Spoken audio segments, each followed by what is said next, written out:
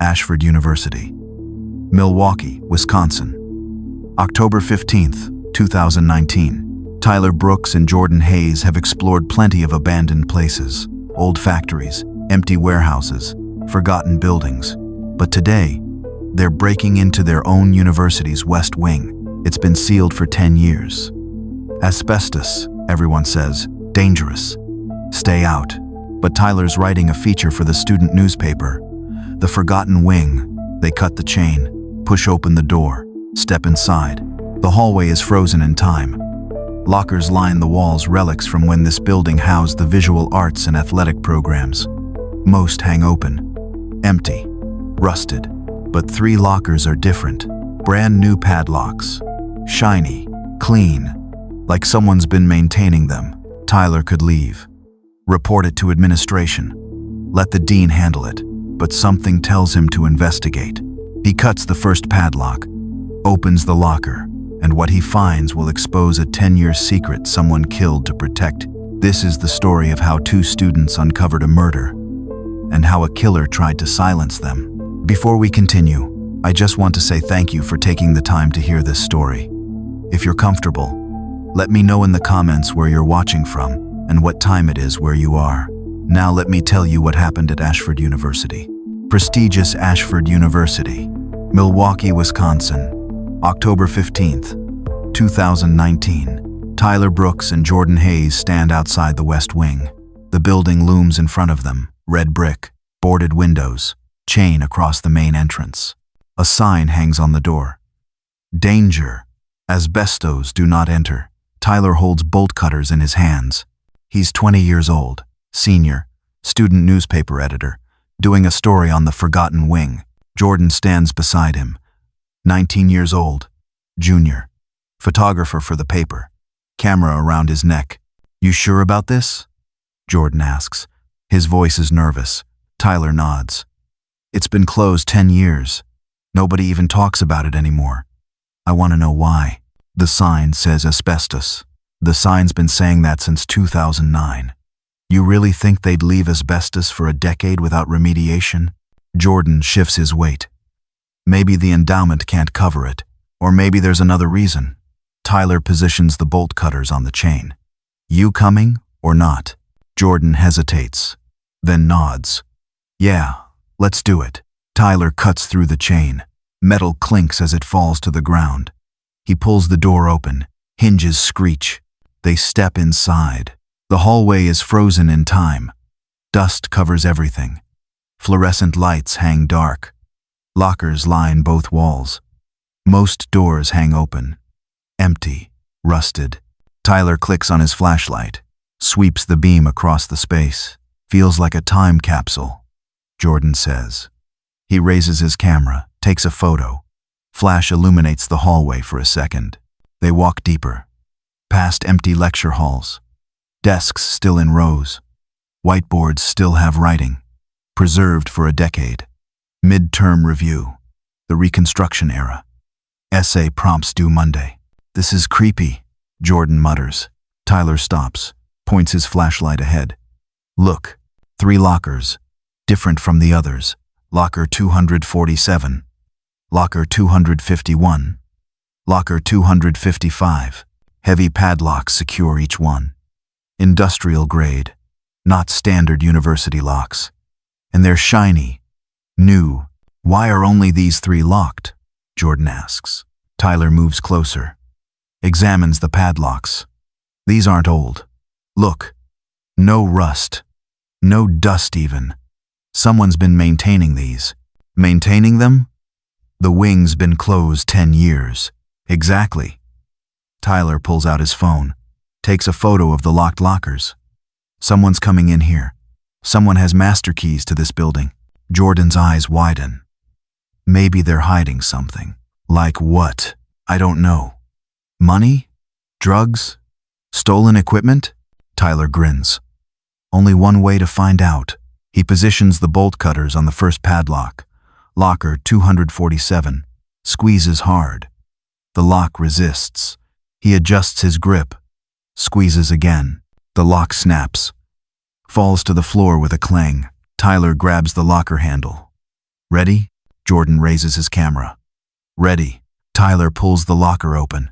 Inside, wrapped in deteriorated fabric, are human remains, a backpack, personal items, an ID badge visible through the decay. Tyler leans closer, reads the name on the ID, Shanice Williams, class of 2011. Jordan gasps. His camera drops, clatters on the floor. Tyler stumbles backward. Oh my God, is that? Jordan's voice cracks. Yeah. Tyler's hands are shaking. We need to check the others. He moves quickly to locker 251, cuts the lock, opens it. More remains. Another ID badge. Jamal Davis, class of 2011. Tyler's breathing comes fast. I know this name. My cousin went here in 2009. He talked about this guy, Jamal Davis, student body president. He went missing. Everyone thought he transferred to Yale. Jordan pulls out his phone. His hands shake. I'm documenting everything. We need evidence. He takes photos. Flash illuminating the scene. Tyler moves to the third locker. 255. Cuts the lock. Opens it. Tyra Johnson, class of 2012. 3 people, 3 lockers, 10 years. Tyler closes the locker door. We need to go. Now. We need to report this. Jordan nods. Can't speak. They run. Out of the hallway. Out of the west wing. The door slams behind them. Tyler and Jordan run through the main quad. It's late afternoon. Most labs are letting out, but some professors are still in their offices. They find the first office with lights on. Building C, Office 204, History Department, Professor Richard Brennan. Tyler bursts through the door. Jordan right behind him. Professor Brennan looks up from his desk. He's 59 years old. Been teaching at Ashford since 1995. Gray hair, wire-rimmed glasses, tweed jacket. The kind of professor students love. Always has stories, makes history interesting. Professor Brennan. Tyler is out of breath, can barely speak. We found something in the old wing. Evidence. Human remains. 3 people. In lockers. Brennan's expression doesn't change. He sets down his pen, folds his hands on his desk. What were you doing in the West Wing? Tyler blinks. What? That doesn't matter. There are 3 people who died in there. The West Wing is sealed, Brennan says calmly. Asbestos contamination. It's been closed for 10 years. You 2 broke in? Jordan steps forward. Professor Brennan, please, we're serious. There are 3 sets of remains. In lockers. Students from 2009. Shanice Williams, Jamal Davis, Tyra Johnson. Something flickers in Brennan's eyes. Just for a second. Then it's gone. That's quite a claim, he says. His voice is steady, controlled, breaking into a sealed building, making accusations about deceased individuals. This is serious, you know. Trespassing, health code violations, exposure to asbestos. We're not making it up. Tyler slams his hand on Brennan's desk. There are 3 people who died in there. Students. Missing students. Brennan stands slowly, picks up his phone. I'm calling Dean Hayes. You 2 stay here. He dials. Waits. Someone answers. David. It's Richard. I have 2 students in my office. Tyler Brooks and Jordan Hayes. They claim they broke into the West Wing. Say they found human remains. He pauses. Listens. Yes. I'll bring them to your office now. He hangs up. Looks at the boys. Dean Hayes wants to see you both. Now. They walk through the hallways. Brennan walks behind them. Calm. Measured steps. Tyler's mind races. Why isn't Brennan more concerned? Why isn't he calling the campus police? 3 missing students and he's acting like it's an academic violation. They reach the dean's office. Main administration building, 2nd floor. Dean David Hayes sits behind his desk. 62 years old. Been dean of students at Ashford for 15 years. Before that, taught mathematics. Balding, glasses, always wears a suit. Brennan stands by the door, arms crossed. Hayes looks at Tyler and Jordan. His expression is stern. Professor Brennan tells me you 2 broke into the West Wing. Yes, But Tyler starts. Do you understand the liability involved? Hayes interrupts. There is asbestos in that building. You could have exposed yourselves to toxic materials. The university could be sued. There are human remains in there. Jordan's voice rises. 3 sets. In lockers. Hayes sighs, removes his glasses, rubs his eyes. Human remains. 3 students, Tyler says. He tries to keep his voice steady. From 2009, Shanice Williams, Jamal Davis, Tyra Johnson. They've been missing for 10 years, and they're in there. Hayes exchanges a look with Brennan. Something passes between them. Hayes puts his glasses back on. Professor Brennan, Hayes says. Have you checked the West Wing recently? Not in several months, Brennan replies smoothly. But I can check now. Verify their claims. Please do. Report back to me. Brennan nods. Leaves the office. Hayes turns back to Tyler and Jordan. His expression hardens. Gentlemen, you are placed on interim suspension, effective immediately. You are barred from all campus housing and academic buildings pending a conduct hearing. This is a severe violation of the Student Code of Conduct. Breaking and entering, trespassing, making false reports. You're not listening to us. Tyler stands up. His chair scrapes on the floor. There are 3 people who died in there. Students. You're students. Sit down, Mr. Brooks. Hayes' voice is ice. I am taking this seriously. Professor Brennan is investigating your claims. But I will not tolerate students breaking university policy and then making wild accusations to cover their tracks. If the conduct board finds you responsible, you will be expelled and your scholarships revoked. We're not covering anything. Jordan pulls out his phone. We have photos. We documented everything. Hayes pauses, extends his hand. Show me. Jordan unlocks his phone, opens his photo gallery, shows Hayes. The images are dark. The flashlight creates harsh shadows. The contents are visible but not clear. Could be interpreted different ways if you didn't know what you were looking at. Hayes studies the photos. His face reveals nothing. He hands the phone back. I see dark photographs of what appears to be items in lockers. Old athletic gear. Storage. That's not clear evidence of human remains. That's evidence that you were trespassing in a dangerous building. That's not just items. Tyler's voice breaks. Those are people who died. Missing students. Professor Brennan will investigate, Hayes says firmly. If there is anything in that building, he will find it and report to me. In the meantime, hand over your student IDs. You are escorted off campus immediately. But, we're done here. Hayes picks up his phone. Dismissal. I have the security office on the line. Tyler and Jordan stand there. Stunned, disbelieving. They hand over their IDs. Security escorts them to their cars. In the parking lot, Jordan leans against his sedan. He didn't believe us. Tyler clenches his fists. He didn't even look properly. He saw the photos and dismissed them. What do we do? If we get expelled, my life is over. Forget expulsion, Tyler says. Brennan is going to look, right? He'll see what we found. He'll call the police. Tyler stares out the windshield. Something bothers him. Something about Brennan's reaction. Too calm. Too controlled. Yeah, Tyler says. But he doesn't believe it. Richard Brennan returns to the West Wing. The door still hangs open, chain cut, lying on the ground. He steps inside, pulls the door closed behind him, walks down the hallway. His footsteps echo in the empty building. He reaches the 3 lockers. All open now. The padlock's on the floor. He looks inside, confirms what Tyler and Jordan found. 10 years. 10 years of keeping this secret. And now 2 students ruin everything. He pulls out his phone, makes a call. It's me, Brennan says quietly. We have a problem. I need help. Come to Ashford, the West Wing. Bring your van. Don't ask questions. He hangs up. Evidence needs to be moved. The lockers need to be cleaned. This needs to disappear before authorities get involved. He makes another call. Different phone. A burner. The situation has escalated, he says. We need to proceed with the contingency plan tonight. The next morning.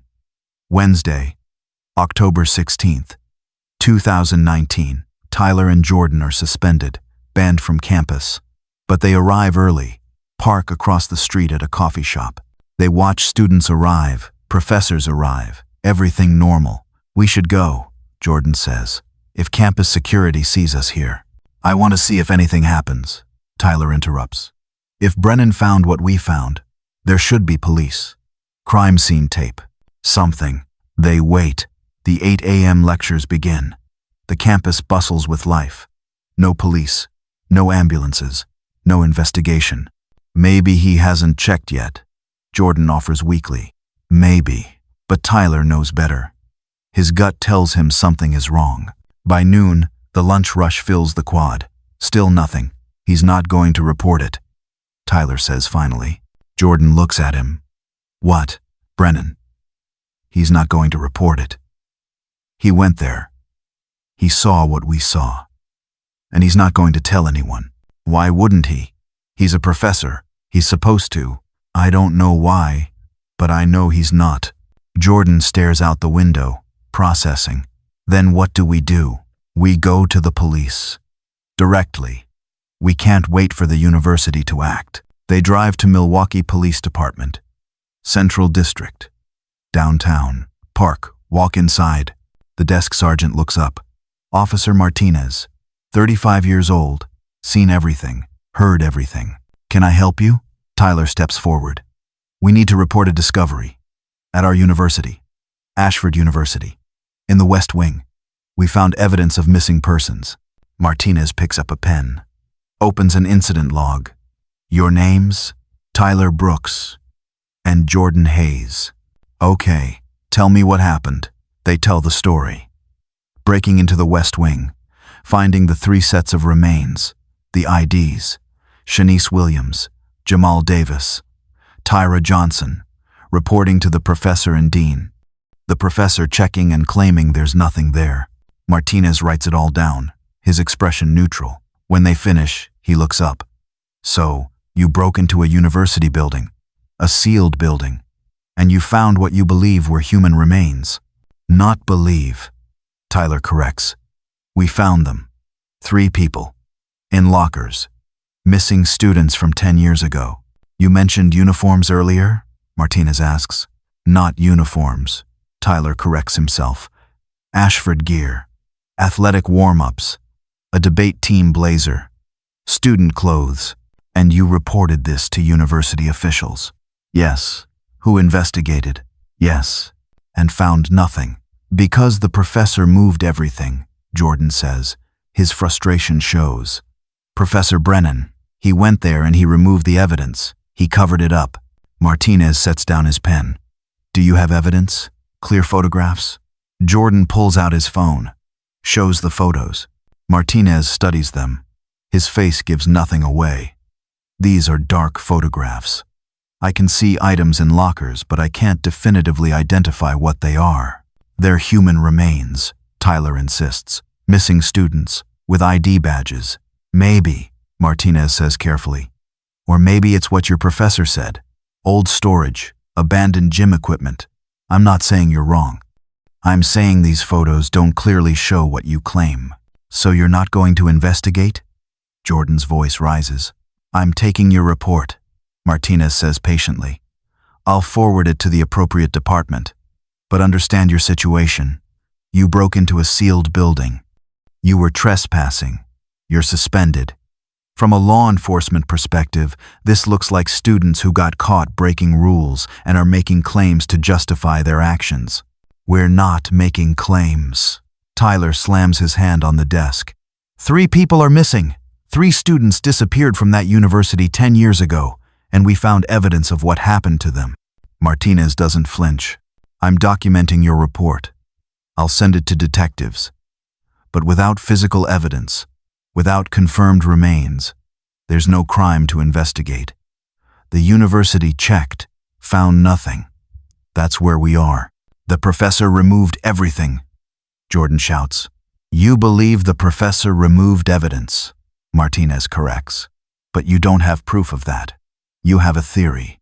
Theories aren't evidence." They leave the police station. Outside, Jordan kicks a trash can. Nobody believes us.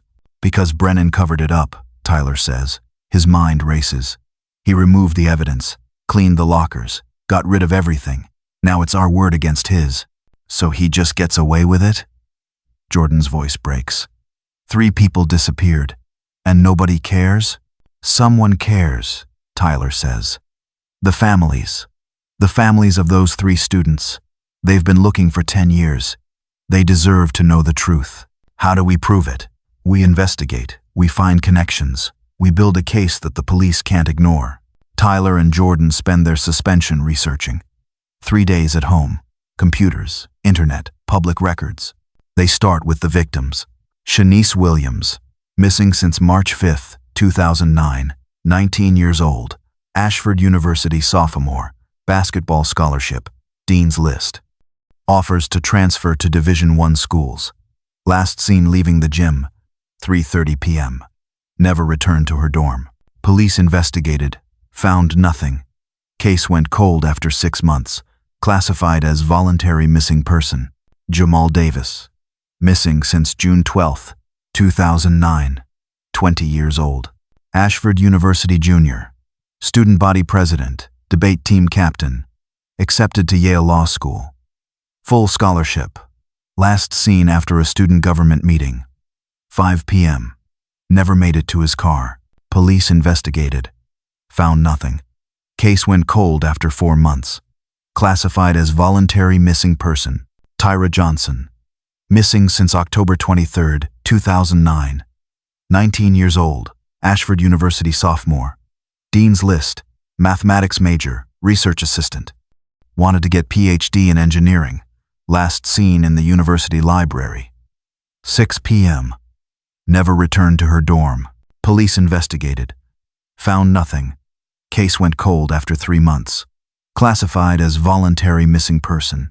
3 students, same university, all within 8 months. All high achievers, all scholarship students, all from underrepresented backgrounds.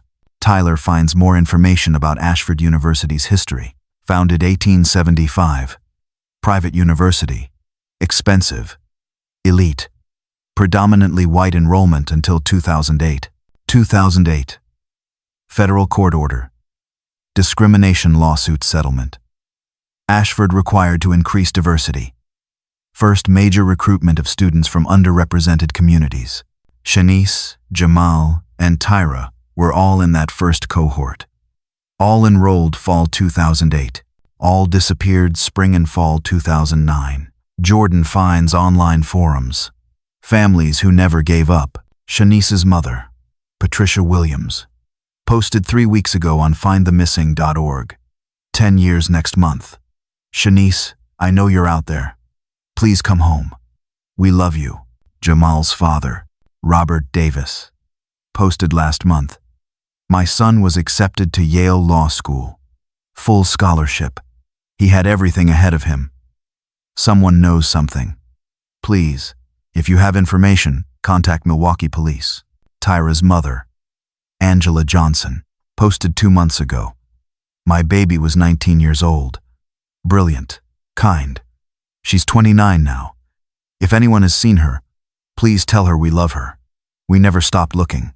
Jordan shows Tyler. They never knew. Their children disappeared, right there at the university. And they've been searching for 10 years. Tyler's jaw clenches. We need to contact them. And say what? We don't have proof anymore. Brennan removed everything. Then we find proof. We investigate the connection between Brennan and those disappearances. Tyler researches Richard Brennan extensively. Born 1960, 59 years old. Been teaching at Ashford since 1995, 24 years. History department, popular professor, good evaluations. Alumni donations in his name. Married, divorced in 2007. 2 adult children. Both live out of state. Tyler digs deeper into Brennan's background. Professional history, publications, committee assignments. Then Jordan finds something interesting. Old message boards, academic forums from 2008 and 2009. Posts from username HistoryMatters75. Can't definitively prove it's Brennan, but the posts originate from Milwaukee. The user mentions teaching at a private university. The timing matches perfectly. Post from September 2008. University policies changing.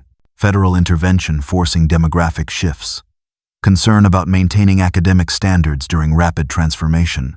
Post from March 2009. Merit-based admissions being replaced by quota systems. Excellence being sacrificed for diversity statistics. What happened to rewarding achievement? Post from November 2009. Some problems have a way of resolving themselves. Natural selection applies to institutions as well as individuals. Tyler screenshots everything: timestamps, usernames, content, IP address information when available. Can't definitively prove it's Brennan, but it's highly suspicious. Very circumstantial. Worth investigating further. Tyler also discovers something else. University records. Public information about the West Wing closure. The building was sealed on October 15, 2009. Exactly 8 days before Tyra Johnson disappeared. The reason given: asbestos contamination discovered during routine inspection. But Tyler finds the inspection report, filed by Environmental Inspector Thomas Kirkland, dated October 15, 2009. Tyler writes down Kirkland's name, company information, license number. This could be important. Saturday, October 19, 2019. Tyler and Jordan drive back to Milwaukee Police Department. Ask specifically for the detective who handles missing persons. They're directed to Detective Maria Santos, Homicide and Missing Persons Division. 43 years old, 20 years on the force. Seen terrible things. Solved difficult cases. Lost cases too. She meets them in an interview room. Small, concrete walls, metal table, uncomfortable chairs. Officer Martinez forwarded your report, Santos says. She has a folder. Opens it. You discovered potential evidence at Ashford University. West Wing. Reported it to university officials who found nothing. Because the professor removed everything, Tyler says. Professor Brennan. Richard Brennan. Santos makes notes. Tell me everything, from the beginning. Every detail. They do. The complete story. Breaking into the West Wing. Finding the 3 sets of remains. The IDs they saw. Shanice Williams. Jamal Davis. Tyra Johnson. Reporting to Brennan and Hayes. The immediate dismissal. Brennan's strange reaction. The cover-up. Santos listens without interrupting. Takes detailed notes. When they finish, she studies them carefully. You documented what you found? Jordan shows her the photos. The dark images. The unclear evidence. Santos examines each photo carefully, studies them from different angles. These don't clearly show human remains. Could be interpreted multiple ways. We know what we saw, Jordan insists. 3 people. Missing students. With identification, but the physical evidence is gone, Santos states matter-of-factly. You said the lockers are empty now? Brennan removed everything, Tyler says. He went there. He saw what we saw.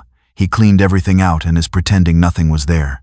That's what you believe, Santos says carefully. Can you prove it? They show her everything else they've researched. The 3 victims, their backgrounds, the timeline, all missing from the same university in 2009. All scholarship students from underrepresented communities. All high achievers. The West Wing closure. October 2009. Right after Tyra disappeared. The asbestos claim. Building sealed for 10 years. The message board posts. History Matters 7-5. The suspicious content about diversity initiatives. The timing coinciding with the disappearances. Santos takes everything. Studies each document. Each screenshot. Each timeline. Her expression reveals nothing. Finally, she speaks. This is concerning. 3 missing persons from one location. Same year. Same demographic profile. The timing of the building closure. All of it raises significant questions. So you'll investigate? Tyler asks hopefully. I'll pull the original case files. Interview the families. Examine university records. Review the environmental inspection. Santos closes her folder. But I need to be honest with you both. Without physical evidence, I can't get search warrants. Can't search Brennan's residence. Can't search his vehicle. Can't compel the university to allow me to examine the West Wing. Why not? Jordan's frustration shows. 3 people are missing. Missing. Not confirmed, deceased, Santos corrects gently. And the evidence you claim to have found is gone. I believe you saw something. But belief isn't sufficient for warrants. I need probable cause. I need concrete evidence. So what do we do? Tyler asks. Help me build a case, Santos says. Let me pull the original files. Let me interview people. Let me examine documentation. If there's evidence, I'll find it. But I need time, and I need cooperation. And if Brennan gets away with it, he won't, Santos promises. Her voice is firm, determined. If he did this, I'll prove it. But I need to do this properly, by the book. Otherwise, any case I build will fall apart in court. They leave, not completely satisfied. But it's progress. Maria Santos keeps her word. She immediately begins pulling case files. Shanice Williams. Missing Persons Report filed March 5, 2009. Mother Patricia Williams reported her missing at 8 p.m. Last seen at university. Basketball practice. Investigation notes. Interviewed friends. Checked usual routes. Searched campus. No evidence of foul play. No witnesses. Case classified as voluntary missing after 3 months. Jamal Davis. Missing Persons Report filed June 12, 2009. Father Robert Davis reported him missing at 11 p.m. Last seen at university. Student government meeting. Investigation notes. Interviewed friends and professors. Checked transportation records. Called area hospitals. No evidence of foul play. No witnesses. Case classified as voluntary missing after 4 months. Tyra Johnson. Missing Persons Report filed October 23, 2009. Parents Angela and Marcus Johnson reported her missing at 7 p.m. Last seen at University Library. Investigation notes. Interviewed librarian and students. Checked walking routes. Called friends. No evidence of foul play. No witnesses. Case classified as voluntary missing after 3 months. Santos reads through everything multiple times. Takes extensive notes. Sees the pattern clearly. All 3, last seen at the university. All 3 disappeared without any trace. All 3 cases minimally investigated. Limited follow-up. All 3 quickly classified as voluntary missing persons. She checks the investigator names on each file. Same detective handled all 3 cases. Detective Frank Morrison. Retired now. Living in Florida. Santos calls him immediately. Detective Morrison? This is Detective Santos, Milwaukee PD. I'm reviewing some old cases you worked. Missing persons from 2009. Morrison's voice is tired. Elderly. 2009? That's 10 years ago. Which cases specifically? Shanice Williams, Jamal Davis, Tyra Johnson. All from Ashford University. Long pause on the line. I remember those cases. Scholarship students. All went missing within several months of each other. We investigated thoroughly, found nothing. Determined they likely left voluntarily. Why did you determine they left voluntarily? Another pause. They were new to the university. Part of a diversity initiative. Court-ordered enrollment changes. Some students struggle with the adjustment. Cultural differences. Academic pressure. They leave. All 3? It happens more frequently than you might think. Did you search the university campus? Of course. Multiple times. We interviewed professors, staff, other students, checked every accessible building, found nothing. What about the West Wing? What about it? Did you search the West Wing? Morrison thinks for a moment. I don't recall that specifically, but we searched all accessible areas. If we had access to that building, we would have checked it. The West Wing was sealed in October 2009.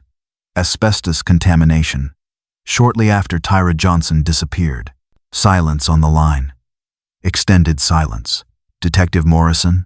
I didn't know that, he says finally. His voice has changed.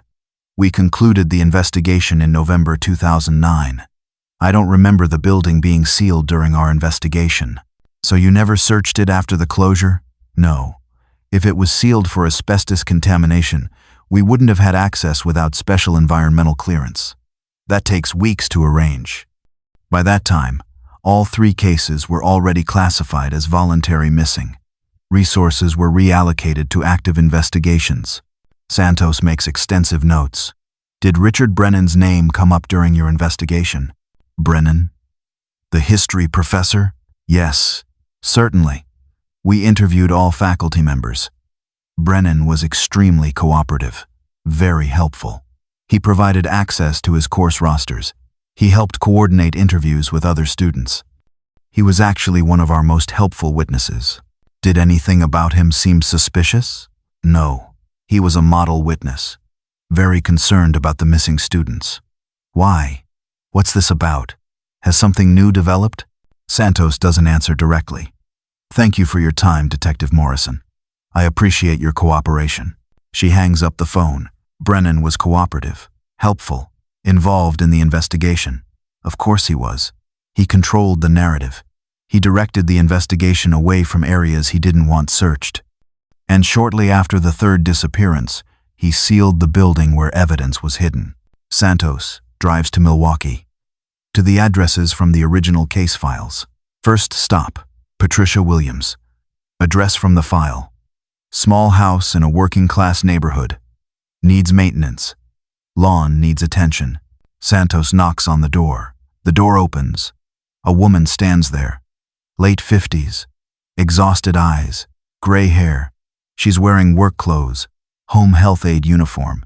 Patricia Williams? Santos shows her badge. Patricia's face changes instantly. Color drains. Her hand grips the doorframe tightly. You found her. Oh God, you found my baby. Is she? Can I come in? We need to talk. They sit in the living room. Small space. Clean but worn. Photos everywhere on the walls. Shanice as a child. Shanice playing basketball. Shanice in her high school graduation photo. She never made it to her university graduation. Mrs. Williams, I'm investigating your daughter's disappearance. New information has emerged that we're following up on. Patricia leans forward desperately. What information? Where is she? Is she alive? Santos chooses her words very carefully. 2 students recently discovered evidence suggesting that Shanice may have been at the university. In the West Wing, the building that's been closed for 10 years. Patricia's eyes widen with shock. At the university? She was at the university this whole time? For 10 years? We're still investigating. But it's possible she never left the campus. Patricia covers her mouth, makes a sound, deep, primal. 10 years of grief erupting. Is she? Patricia can't finish the sentence. We believe she may be deceased. But we're still confirming. Patricia breaks down, sobs racking her body. Santos sits with her quietly, gives her time. After several minutes, Patricia speaks through tears. I looked everywhere. 10 years. Every street in Milwaukee. Every shelter. Every hospital. I hired 3 different private investigators. Spent every dollar I had. Went into debt. And she was there? At her university? The whole time? We're still working to confirm everything. Who? Patricia's grief transforms instantly into rage. Who did this? Who took my daughter? Santos hesitates. Doesn't want to name suspects without conclusive proof. But Patricia deserves something. We have a person of interest, Richard Brennan, history professor. Patricia's face changes.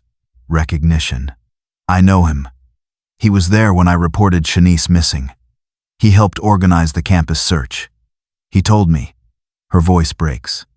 He told me not to worry. Said Shanice probably went to visit a friend. Said students sometimes need space. Said she'd come back when she was ready. Santos makes detailed notes. What else did he say? He asked if Shanice had been having difficulties at the university. If she seemed unhappy or overwhelmed. I said absolutely not. She loved university, loved basketball, had scholarship offers to transfer to bigger programs. He said sometimes students feel pressure they don't express. Feel like they don't belong. Feel like they need to leave. Did Shanice express those feelings? Never. Patricia's voice is emphatic. She was thriving. She was happy. She was on the dean's list. She had transfer offers to Division I programs. She had everything ahead of her. She would never just leave. Santos spends an hour with Patricia, takes detailed notes, records everything. Then she drives to the next address, Jamal Davis's father, Robert Davis. Similar story, similar grief when he learns what Santos is investigating, similar rage when he hears Brennan's name. Robert remembers Brennan clearly. He helped coordinate the search. He gave us access to Jamal's dormitory, his classroom. He said he'd keep watching for him. He said students sometimes leave when they feel overwhelmed by expectations. Did Jamal feel overwhelmed? No. He was student body president. He had straight A's across all classes. He was already accepted to Yale Law School. Full scholarship, early admission. He was on top of the world. He was going to be the first lawyer in our family. Santos interviews Tyra's parents next, Angela and Marcus Johnson, same pattern emerging. Angela breaks down immediately. 19 years old. She was 19. Brilliant. Kind. Someone at that university knows something. Someone has to know something. Marcus adds bitterly. We told the police something was wrong. 3 students disappearing from one university? That's not normal. But they said students leave sometimes. Said adjusting to university is hard. Said our daughter probably couldn't handle it. But Tyra was handling everything perfectly. She was excelling? Dean's list, Angela says through tears. Mathematics major. Already working as a research assistant for a professor. Already talking about PhD programs. She loved university. And then she was gone. Just gone. Santos returns to her office. Reviews all the evidence systematically. 3 victims. Same university. Same year. All high achievers. All scholarship students from underrepresented backgrounds. All from the first cohort of the Diversity Initiative. All last seen at the university. All disappeared without any trace. West Wing sealed October 2009. Immediately after the 3rd victim disappeared. Asbestos claim, building closed for 10 years. Richard Brennan, present for all 3 original investigations, helpful, cooperative, controlling the narrative. She needs more evidence, concrete evidence, something she can take to a judge for warrants. Santos obtains a warrant for university records. Not for Brennan's personal property yet. Can't get that without stronger probable cause. But she can access school records, maintenance logs, budget documents, environmental reports, public records. She serves the warrant to Ashford University. Dean Hayes is furious but legally required to comply. Santos takes boxes of documents back to the station, spends days reading through everything systematically. Maintenance logs from 2009. Who had access keys to the West Wing? Who could enter after the closure? Only 3 people had keys. Dean Hayes, head of maintenance Harold Foster, and Richard Brennan. Brennan requested a key on October 10, 2009. Official reason. Need access for historical records storage in sealed building. Santos makes a critical note. October 10th. 13 days before Tyra disappeared. Tyra went missing on October 23rd. Brennan requested access to the sealed building before the 3rd victim disappeared. Santos keeps digging through documents. Finds the asbestos inspection report. October 15th, 2009. Signed by Environmental Inspector Thomas Kirkland. Licensed inspector with proper credentials. She runs Kirkland's name through databases. Still licensed. Still working. Office in Wauwatosa, suburb of Milwaukee. She drives there immediately. Kirkland's office is small. 1-room operation. Desk. Filing cabinets. He's 65 now. Thin. Nervous energy evident. Santos shows her badge. Mr. Kirkland, I need to ask you about an inspection from 2009. Ashford University. You inspected the West Wing for asbestos contamination. Kirkland's face changes subtly. 2009? That's 10 years ago. I've done hundreds of inspections. Do you remember this specific one? Not particularly, no. Santos pulls out the report. Shows him. Your signature. Your inspector license number. Your conclusion. Extensive asbestos contamination requiring immediate building closure. Kirkland studies the document. His hands shake slightly. This appears to be my work, yes. Was there actually asbestos in that building? The report indicates there was. I'm asking if you actually found asbestos, or if you signed a report claiming asbestos existed when it didn't. Kirkland sets down the report carefully. I don't understand what you're suggesting, Detective. I'm suggesting Richard Brennan paid you to file a fraudulent report, to claim asbestos contamination where none existed, to justify sealing that building. Kirkland's face goes pale. He doesn't speak immediately. Mr. Kirkland, 3 university students were found deceased in that building. 3 young people who disappeared in 2009, shortly before the building was sealed. If you filed a fraudulent report, you could be considered an accessory to murder. I didn't know. Kirkland's voice cracks with emotion. I didn't know anyone died. He said it was for insurance purposes. He said the university needed the building closed for liability reasons. He said it was just administrative paperwork. Santos leans forward intently. Who told you this? Richard Brennan. Kirkland nods. Can't maintain eye contact. Did he pay you? Another nod. How much? $5,000. Cash. Unmarked bills. Santos writes everything down meticulously. I need you to provide a formal written statement. Everything. When Brennan contacted you. What he said exactly. The payment. All details. Kirkland's hands are shaking badly now. Am I going to jail? That depends on your cooperation. Right now, you're a witness. Provide a complete statement. Testify if needed. Help me build this case. And maybe you avoid criminal charges. Kirkland nods repeatedly. Starts writing immediately. Santos has her breakthrough. The evidence she needs. With Kirkland's statement, she can now get warrants. For Brennan's residence, his vehicle, his financial records. She writes detailed warrant applications, takes them to Judge Patricia Morrison, presents all the evidence methodically. Judge Morrison reads through everything carefully, looks at Santos seriously. This evidence is still circumstantial. I have 3 missing persons from one location, a fraudulent environmental report, a professor with exclusive access and apparent motive. Apparent motive? Santos shows the message board posts, History Matters 7-5, the anti-diversity language, the suspicious timing. Judge Morrison studies them carefully. You cannot definitively prove these posts are from Richard Brennan. The timing matches perfectly. The location matches. The content matches. The circumstantial evidence is overwhelming. It's still circumstantial, Detective. Your Honor, 3 young people are missing. They've been missing for 10 years. Evidence suggests they were hidden in a university building. A professor fraudulently sealed that building. That same professor had exclusive access, had apparent motive based on documented views. I need these warrants to confirm or eliminate him as a suspect. Judge Morrison thinks for a long time. Extended silence. Finally, I'll authorize a search of his vehicle and his office at the university, but not his residence. Not yet. If you find evidence in the vehicle or office, come back.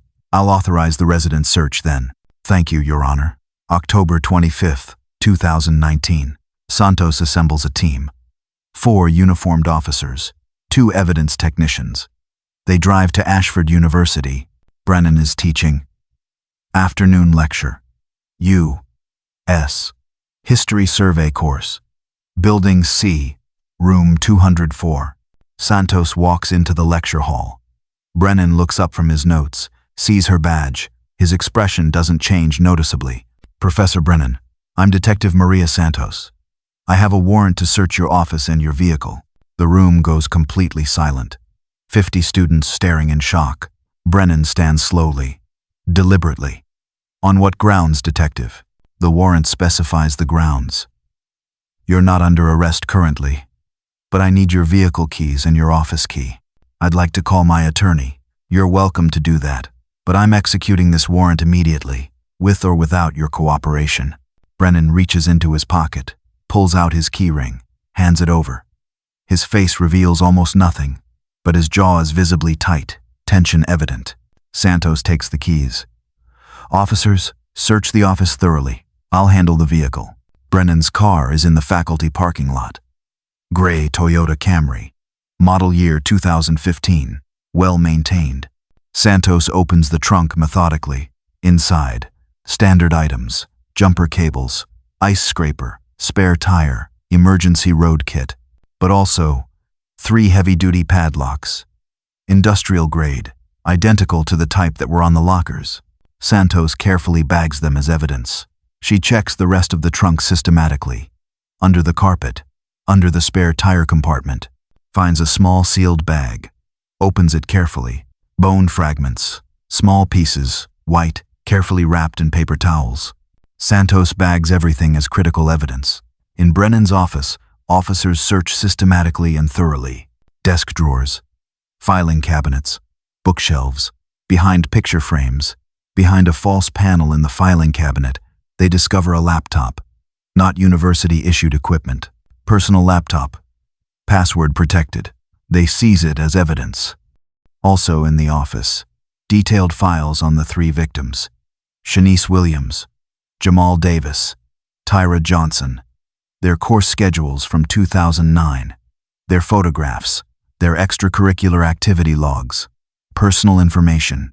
Why does he have these extensive files? 10 years after they disappeared?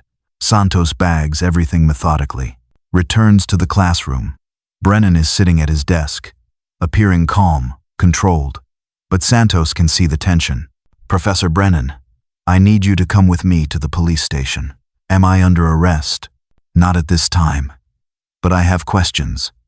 You can cooperate voluntarily, or I can obtain a warrant for your arrest." "I'll come voluntarily. I have nothing to hide." They walk out together. Students immediately pull out phones, start filming. The video goes viral within an hour. At the station, Santos places Brennan in an interview room. Standard procedure. Let him sit alone for 30 minutes. Let him think. Let him worry about what evidence was found. Then she enters, sets down a folder deliberately, sits across from him. "You can leave any time," she says calmly.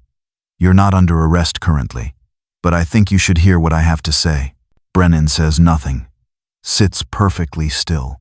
"I found 3 padlocks in your trunk," Santos continues methodically. "Industrial grade, identical to the type that were securing the lockers in the West Wing. The lockers where Tyler Brooks and Jordan Hayes discovered human remains." Still no response from Brennan. "I also found bone fragments in your trunk. We're running DNA analysis now, but I'm confident they'll match Shanice Williams, Jamal Davis, or Tyra Johnson." Brennan's expression flickers, just for a brief second, then returns to neutral. "I also have a detailed statement from Thomas Kirkland, the environmental inspector. He states you paid him $5,000 cash to file a fraudulent asbestos report, to justify sealing the West Wing." Brennan folds his hands calmly. "I'd like my attorney now."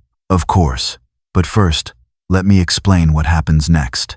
DNA results come back. They match the victims. I get a warrant for your residence. We excavate your property. We find where you relocated the remains. Tyler Brooks and Jordan Hayes testify about discovering the evidence, about you threatening them. Kirkland testifies about the fraudulent report. The families testify about you helping with searches while knowing their children were deceased in that building." Santos leans forward intently. "You're going to prison, Professor Brennan. Life without possibility of parole. The only question is whether you cooperate now or make this process more difficult." Brennan stares at her silently. "Call your attorney," Santos says. "But consider this. 3 families have waited 10 years for answers. You can provide them closure. You can explain what happened, why it happened. You can give them that much, at least." Brennan's jaw tightens visibly. "I want my attorney. Immediately." "Fine." Santos stands. "We're done for now." She leaves him in the interview room alone. The DNA results return 3 days later. The bone fragments from Brennan's trunk match Shanice Williams. Positive identification. 99.97% certainty. Santos immediately gets a warrant for Brennan's residence. Complete property search. Ground-penetrating radar. Cadaver dogs. They find the burial site. Backyard. Underneath a garden shed. 3 sets of remains, carefully wrapped in plastic, preserved with chemicals. DNA analysis confirms. Shanice Williams, Jamal Davis, Tyra Johnson, October 28, 2019. Santos arrests Richard Brennan at the university. Same lecture hall. Afternoon class. U.S. History. She walks in with 4 officers behind her. Richard Brennan, you're under arrest for the murders of Shanice Williams, Jamal Davis, and Tyra Johnson. She reads him his rights clearly. Officers place him in handcuffs. Students gasp audibly. Phones immediately start recording. The video spreads across social media within minutes. As Santos escorts Brennan out, Tyler and Jordan are standing in the hallway, watching everything unfold. Brennan looks directly at them. No emotion visible. Just says flatly, "Told you nobody would believe you." Santos pulls him forward firmly. "Keep walking, Professor." Outside, news cameras are everywhere. Milwaukee Journal-Sentinel, local television stations, all the media outlets. Headlines forming already. University professor arrested for 3 murders. Ashford University killer. 10-year cover-up exposed. Students discovered bodies were threatened into silence. Tyler and Jordan watch the news coverage from Tyler's apartment. "We did it," Jordan says quietly. "We actually did it." Tyler nods. Can't find words. Relief and grief washing over him simultaneously. The trial begins December 2nd, 2019. State of Wisconsin versus Richard Brennan. 3 counts first-degree intentional homicide. Prosecutor is Assistant District Attorney James Morrison, 45 years old. 20 years experience prosecuting major crimes. Never lost a murder trial. Defense attorney is Catherine Wells, 52 years old. Best criminal defense attorney in Milwaukee. Formidable opponent in court. The evidence presented is overwhelming and methodical. DNA analysis from the bone fragments matches all 3 victims conclusively. The padlocks from Brennan's trunk. Forensic analysis finds microscopic bone material on them. DNA matches the victims. The burial site discovered on his property. 3 sets of remains, carefully wrapped, preserved with embalming chemicals, hidden deliberately. Kirkland's detailed testimony. The fraudulent asbestos report. The $5,000 cash payment to seal the building. The files discovered in Brennan's office. Extensive documentation on all 3 victims. Photos, schedules, personal information collected over time. Tyler and Jordan testify about their discovery, about being threatened, about being dismissed and not believed initially. Detective Morrison from the original investigations testifies about how Brennan was cooperative, how he helped coordinate searches, how he directed the investigation subtly away from the West Wing. Detective Santos testifies about her investigation, about finding the evidence, about building the case methodically, about the arrest. The families testify emotionally but with dignity. Patricia Williams takes the stand. Prosecutor Morrison asks gently, "Mrs. Williams, can you tell the court about your daughter Shanice?" Patricia takes a deep breath, steadies herself visibly. "Shanice was my only child, born April 2nd, 1990. She came into this world determined, a small, sad smile. That's how she stayed her entire life. Fierce, strong, determined to succeed." "When did she start playing basketball?" "Age 6, fell in love with the sport immediately. She slept with her basketball. I'd find her every morning curled around it." Some jurors smile slightly. Others are already emotional. By university, she was exceptional. Division I schools were recruiting her. UConn, Tennessee, Notre Dame. She had scholarship offers. Patricia's voice wavers slightly. She was going to be the first person in our family to graduate from university, first to have real opportunities, first to break the cycle. She looks directly at Brennan. He stares back with empty eyes. March 5th, 2009. She went to basketball practice after classes. She always stayed late. Extra practice. Working on her skills constantly. Patricia wipes her eyes. She called me at 5:30. Said practice was finished. Said she'd be back at her dorm by 6:30. She lived on campus. Short walk. Her voice breaks slightly. She never arrived. I called campus security at 7. They said the campus was quiet. No, Shanice. The courtroom is completely silent. I called police at 7:30, filed a report immediately. They searched, interviewed her friends, checked her usual routes, found nothing. Patricia looks at the jury directly. For 10 years, I wondered every single day, where is my daughter? Is she alive somewhere? Is she hurt? Does she need me? Tears streamed down her face. I put up flyers, thousands of them, her face on every telephone pole, every store window. Have you seen Shanice Williams? She takes a shaky breath. I hired private investigators, spent money I didn't have, went deep into debt. Didn't matter. Just wanted to find my baby. Her voice gets stronger, louder, and the entire time, the whole 10 years, she was there, at her university, in that building. 30 feet from where I last spoke with her on the phone. She points directly at Brennan, and he knew. He put her there. He ended my daughter's life and hid her like she was garbage. And then he watched me search, watched me suffer, watched me hope year after year. Patricia stands up. The judge doesn't stop her. My daughter was going to accomplish incredible things. She was going to graduate, play professional basketball possibly, inspire other young people. She had everything ahead of her. She stares at Brennan intensely. And you took all of that. Because she was black. Because she was successful. Because she dared to dream. Because she dared to excel. Her voice drops. Quiet, but deadly serious. I hope every day in that prison feels like a year. I hope you die alone and completely forgotten.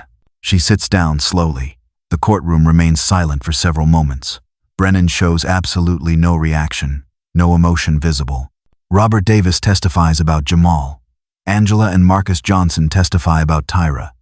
Similar stories, similar grief, similar righteous anger. The defense attempts various strategies. Wells argues mental health issues, argues stress from institutional changes, argues diminished capacity. The jury doesn't accept any of it. The prosecution presents evidence of Brennan's confession, obtained after his attorney arrived, recorded properly, admissible in court. In the recording, Brennan's voice is calm, detached, clinical. The confession is played for the jury, but Santos has prepared a summary rather than the full disturbing details. She reads from her notes. In his statement, Professor Brennan admitted to causing the deaths of all 3 victims. He expressed views about the university's diversity initiatives. He indicated that he viewed the victims as threats to what he called traditional standards. He showed no remorse during questioning. The summary conveys the essential facts without repeating Brennan's hateful justifications verbatim. The jury looks horrified nonetheless. Deliberation takes 90 minutes. Guilty on all counts. 3 counts. First-degree intentional homicide. December 20th, 2019. Sentencing hearing. Judge Patricia Morrison presides sternly. Professor Brennan, you have been found guilty of murdering 3 young people. Shanice Williams, Jamal Davis, and Tyra Johnson. 3 brilliant students whose only transgression was succeeding while being from underrepresented backgrounds. Morrison's voice is hard, cold, unforgiving. You stalked them. You murdered them. You hid their bodies for 10 years. And when students discovered your crimes, you threatened them. You attempted to silence them. She pauses deliberately. You have shown absolutely no remorse, no humanity, no recognition whatsoever of the evil you committed. Morrison looks at the families with compassion. To the families, I am profoundly sorry. Sorry for your losses. Sorry for the systematic failures that allowed this. Sorry it took 10 years to discover the truth. She looks back at Brennan with contempt. Richard Brennan, I sentence you to life in prison without any possibility of parole. 3 consecutive life sentences, 1 for each life you deliberately took. You will die in prison. And when you die, those 3 students will still be remembered, will still be loved, will still matter, while you will be completely forgotten. Brennan shows nothing, just stands there emotionlessly. He's taken away by officers to Waupun Correctional Institution, maximum security facility, where he'll spend the remainder of his life. The families embrace, cry together, finally have closure.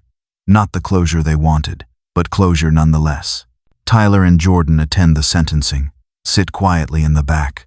Afterward, Patricia Williams finds them, hugs them both tightly. "Thank you," she says through tears. "Thank you for not giving up. Thank you for seeing my baby. Thank you for bringing her home to us." Robert Davis shakes their hands firmly. "You did what the police initially couldn't, what the university wouldn't. You gave us the truth we deserved." Angela Johnson hugs them, can't speak through emotion, just holds them. Tyler and Jordan don't feel like heroes, just feel relief and profound sadness for three people they never knew. December 22nd, 2019. Ashford University holds a memorial service. The West Wing is being demolished completely. In its place, a memorial garden is being constructed. 3 bronze plaques mounted on stone. Shanice Williams. She soared. 1990 to 2009. Jamal Davis, he led 1989 to 2009. Tyra Johnson. She inspired 1990 to 2009. The families gather, students gather, faculty, community members, media representatives. Dean Hayes resigned in November. New Dean of Students is Dr. Jennifer Martinez, 45 years old, former civil rights attorney, deeply committed to systemic change. She speaks at the memorial service.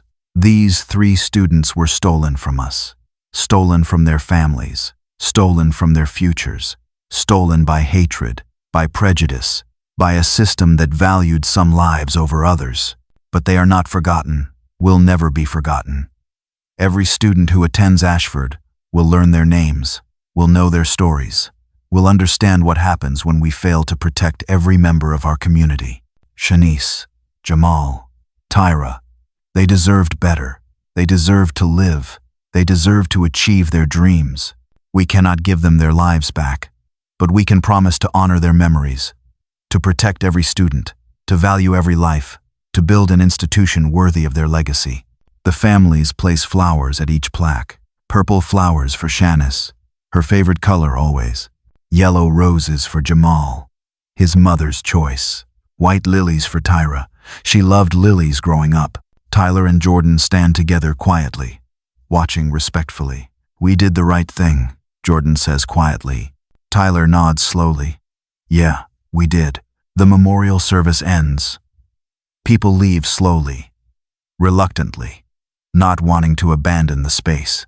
The garden will remain permanently. A constant reminder, 3 students who should have had full lives ahead, who should have graduated, who should have achieved greatness, who mattered deeply, and 2 students who refused to let their deaths be forgotten or ignored.